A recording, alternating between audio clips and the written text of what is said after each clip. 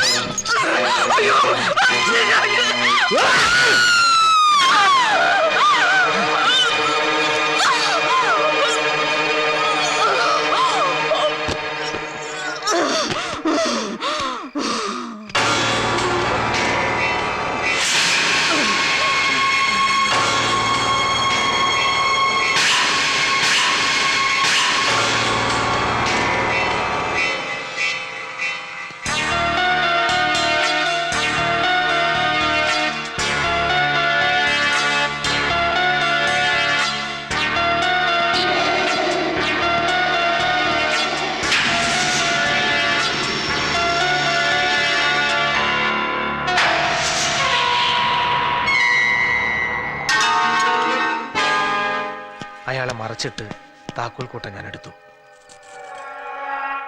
മാണിക്കുഞ്ഞ് കുടിച്ച് ബോധം കെട്ട് തലയോ മറ്റോ ഇടിച്ച് കിടക്കണമെന്നാണ് ഞാൻ വിചാരിച്ചത്. അടുത്ത ദിവസം പത്രം വായിച്ചപ്പോഴാ ആള് കൊല്ലപ്പെട്ടതാണെന്ന് അറിഞ്ഞത്. ഇത്രയൊക്കെ നടന്നിട്ടും അന്ന് എന്തുകൊണ്ട് ഞങ്ങളോട് പറഞ്ഞില്ല?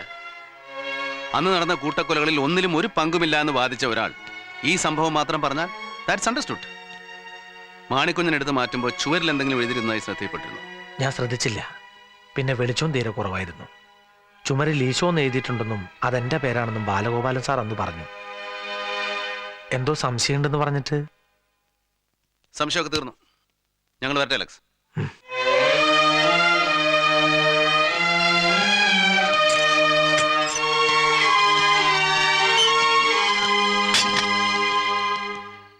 ഇപ്പൊ പറയും, ഈ ഷോയോ മോസിയോ? മോസി തന്നെ, ഒരു സംശയവും വേണ്ട.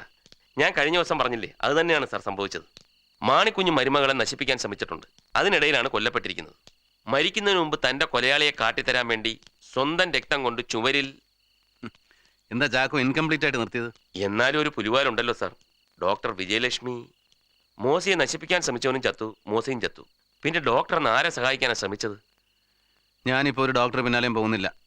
ഞാനിപ്പോൾ നിൽക്കുന്നത് ആ പൈപ്പിന് ചോട്ടില്ല. ഏത് പൈപ്പിന്റെ ചോട്ടിലാ സാർ?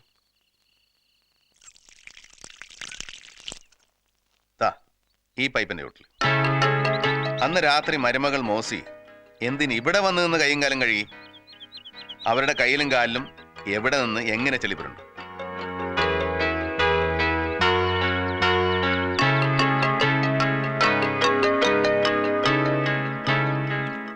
ഇവിടെ എവിടെയോ നിധി കിടപ്പുണ്ടോ എന്ന് എനിക്കൊരു സംശയം. നിധിയോ? തെളിവുകളാണല്ലോ നമുക്ക് നിധി.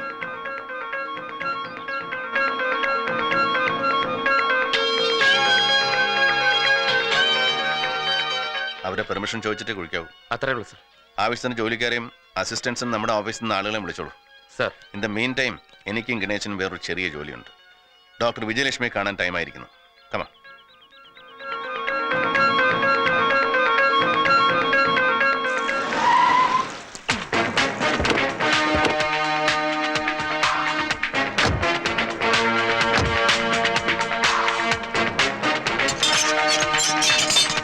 ഡോക്ടർ ഇല്ലേ? ഇല്ല, മൂകാംബികയ്ക്ക് പോയിരിക്കുക.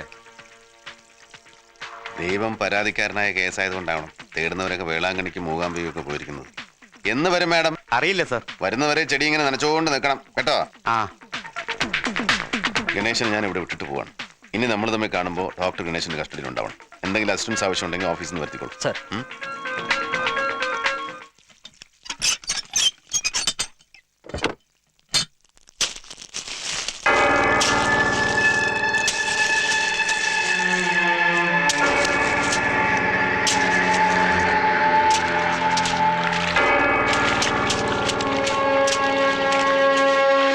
സാർ, ദാ ഇവിടെ.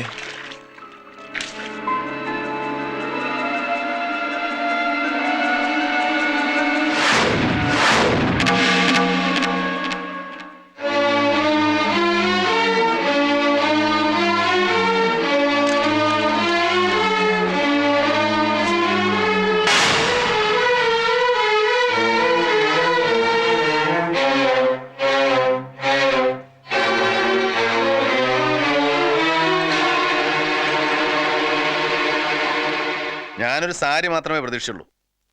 ദൈവം നമുക്കൊരു ജുബ്ബയും പൊട്ടിയ മാലയും തന്നു. മാലയുടെയും ജുബ്ബയുടെയും ഉടമസ്ഥനെ കണ്ടുപിടിക്കാൻ ഒരു മാസ് ഐഡന്റിഫിക്കേഷൻ ഏർപ്പാട് ചെയ്യണം. നമുക്ക് സംശയമുള്ളവർ അന്ന് CBIക്കും പോലീസിനും മൊഴി നൽകിയവർ ഉൾപ്പെടെ എല്ലാവരും ഉണ്ടാവണം. സർ.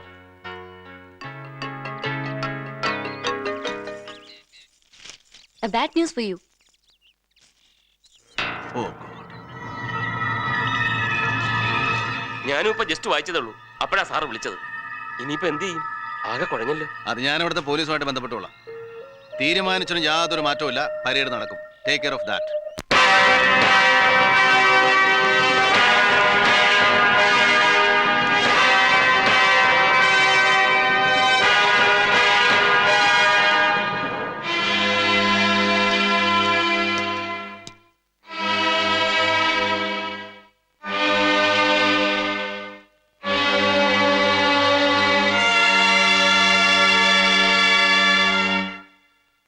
വർഷങ്ങൾക്ക് മുമ്പ് നാദാമംഗലത്തുണ്ടായ സംഭവത്തെക്കുറിച്ച് ഒരു പുനരന്വേഷണം നടത്താനുണ്ടായ സാഹചര്യവും തുടർന്നുണ്ടായ ചില കണ്ടെത്തലുകളുടെ രത്നച്ചുരുക്കവും നിങ്ങൾ അറിഞ്ഞു കഴിഞ്ഞു. ഇനി ഈ അന്വേഷണം മുന്നോട്ട് പോകണമെങ്കിൽ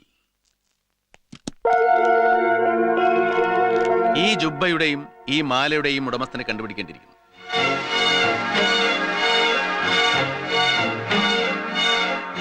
ഇതിന്റെ ഉടമസ്ഥൻ ഈ കൂട്ടത്തിൽ തന്നെയുണ്ട്. ഗണേഷ്. സർ.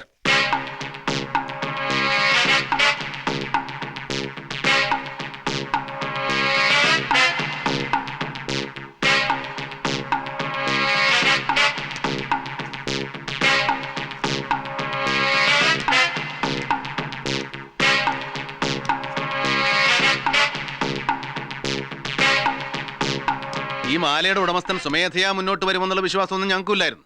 പക്ഷേ മറ്റാർക്കെങ്കിലും ഇത് ഇന്നാരുടേതാണെന്ന് കാണിച്ചു തരാൻ കഴിയും എന്നുള്ള വിശ്വാസം ഉള്ളതുകൊണ്ടാണ് നാട്ടുകാരെയും സാക്ഷികളെയും മൊഴി നൽകിയവരെയും പൗരമുന്നണിക്കാരെയും ഒക്കെ ഇവിടെ വിളിച്ചു വരുത്തിയത്. ഇങ്ങനെ ഒരു മാല നിങ്ങളാരും കണ്ടിട്ടില്ല? ആരെങ്കിലും ഇങ്ങനെ ഒരു മാല നഷ്ടപ്പെട്ടതായി പറഞ്ഞു പോലും കേട്ടിട്ടില്ല?